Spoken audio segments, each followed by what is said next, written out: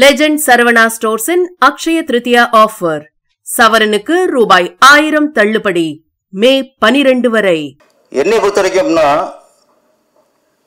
இன்னைக்கு நடைமுறையில் சமூகத்தில் என்ன சீரழிவு நடக்குதோ அது சீர்திருத்தத்துக்காக யார் படம் எடுக்கிறாங்களோ அவங்க தான் பொறுப்பான கலைஞன், பொறுப்பான இயக்குனர், பொறுப்பான ஒரு படைப்பாளி.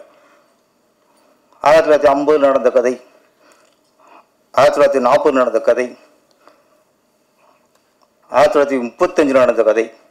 அப்போ எப்போ நடந்த ஒரு பிரச்சனை இப்போ சொல்லி புதுசாக ஒரு பிரச்சனை கிளப்புனா அது நல்ல படைப்பாளிக்கு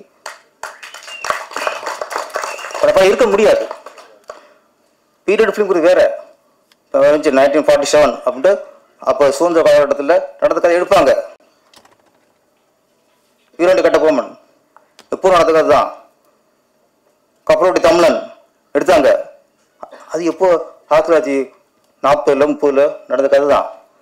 இதுதான் எப்போ நடந்த கதையை வரலாறை மக்களுக்கு சொல்றது தான் பீரியட் ஃபிலிமாக இருக்க முடியும்.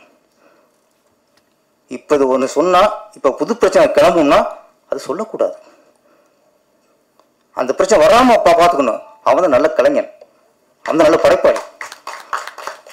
எல்லாம் அணைஞ்சு போச்சு, கொஞ்சம் நெருப்பு இருக்குது. அப்புறம் என்ன நல்ல மனுஷன் என்ன பண்ணுவான்? அது தண்ணி ஊற்றுவான். கெட்ட நல்ல ஒன்றுவான், மண்ணெண்ணெய் ஊற்றுவான், பெட்ரோல் ஊற்றுவான். நீ பெட்ரோல் ஊற்றுறியா தண்ணியை ஊற்றுறியாங்கிறதா பிரச்சனை. இவர் தண்ணி ஊற்றுறார் சார். ரஞ்சித் இது பற்றிட்டு எரியக்கூடாதுங்கிறக்காக தண்ணியை ஊற்றுறார். இதில் நம்ம ஒரு என்னை பொறுத்திருக்கு இந்த மேடையும் சரி இந்த படமும் சரி ஒரு ஜாதிக்குள்ளே அடங்கிடக்கூடாது. இது இந்த இளைய தலைமுறை இப்போ உள்ள தலைமுறைக்கான படம். இது ஒரு ஜாதி விஷயங்கள் அது தரலையது. இது தலைமுறைக்கான படம். நம்ம வீட்டு பொண்ணுங்களை ஒருத்தன் சீரழிச்சானா என்ன கோபம் வரும். அந்த கோபம் வரும் அந்த படத்தை பார்த்து. இது செய்தியா? இது எங்கேயோ நினைச்சா சொல்லியிருக்காரு. நம்ம வீட்டில் நடந்த என்ன கொதிப்பு வரும், நம்மளுக்கு எவ்வளோ வேகம் வரும். நம்மளோட பொண்ணு ஒருத்தன் ஏமாத்தி பணத்துக்காக ஏமாத்தி சீரழிச்சானா கோபம் வர. அந்த கோபம் வரும் சார் படத்தை பார்த்து. கதையை சொல்லியிருக்காரு. கேட்டுட்டு பொது கதையை சொல்லிக்கிட்டு கேட்டு போறதுக்கு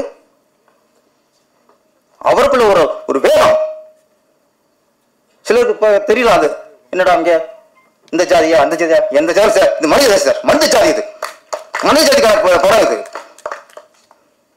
யாராவது சொல்லு பார்ப்போம். ஒரு பழக்காட்ட பொண்ணு ஒருத்தன் ஏமாத்தி டிராமா பண்ணி சீரழிக்க சரியா சரியில்லையா சொல்லுங்க பார்ப்போம்.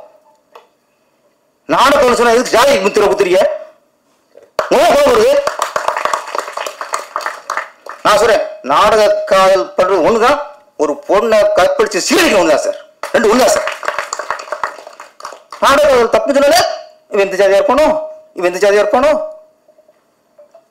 பாதிக்கப்பட்டவன் தான் சார் அதுக்கு வேதனைப்படுவான். நான் ஜாதி சொல்ல, எந்த ஜாதிக்காரன் சரி அவன் பொண்ணை ஏமாத்தினா அவன் மனித ஜாதி இல்லை, அவன் மிருகம் எவனா இருக்கட்டும். பிரச்சனைக்கு சுமூகமான ஒரு தீர்வை உண்டாக்கணும். அவன் தான் படைப்பாளி. வியாபாரியா இருக்காதிய. சினிமாவில் யாரும் வியாபாரியா இருக்காதிய. உங்க வியாபாரத்துக்கு நீங்க பொழைக்கிறதுக்கும் சைஸ் ஜாதிய மதத்தை மூலமாக்காதீங்க. சமூக அக்கறை மூலமாக்குங்க. இல்லையா அழகா பொழுதுபோக்கு பண்ணிடுங்க, தப்பே இல்லை. காமெடி பண்ணிடுங்க, தப்பே இல்லை.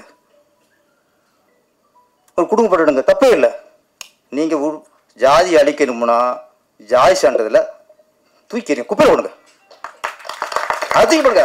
படிக்க வர பிள்ளைகிட்டலாம் என்ன ஜாதி, உங்க அப்பா என்ன ஜாதி எழுது. ஆனால் பாட புத்தகத்தில் பசும முத்துராமலிங்க தேவர் கூடாது, முத்துராமலிங்கம், ஆவு சிதம்பரம்.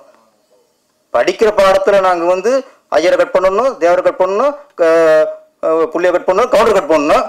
ஆனால் ஃபஸ்ட்டு சேரும்போதே நீ கவுண்டரா தேவரா ஐயரா? என்ன எவ்வளோ முரண்பாடுது? யாரை ஏமாத்துறியா? படிக்கிற பிள்ளை ஜாதிக்காக கை சம்பளம் பொதுவாக்குங்க. என்னைக்கு பள்ளிக்கூடத்தை ஜாதி சான்று இல்லாமல் இருக்கோ அன்னைத்தான் ஜாதி ஒடியும். நீ அதை தூக்கி போட்டு அப்புறம் தேவரை தூக்கு, பிள்ளைய தூக்கு, ஐயரை தூக்கு. யார்கிட்ட ஏமாத்துறிய?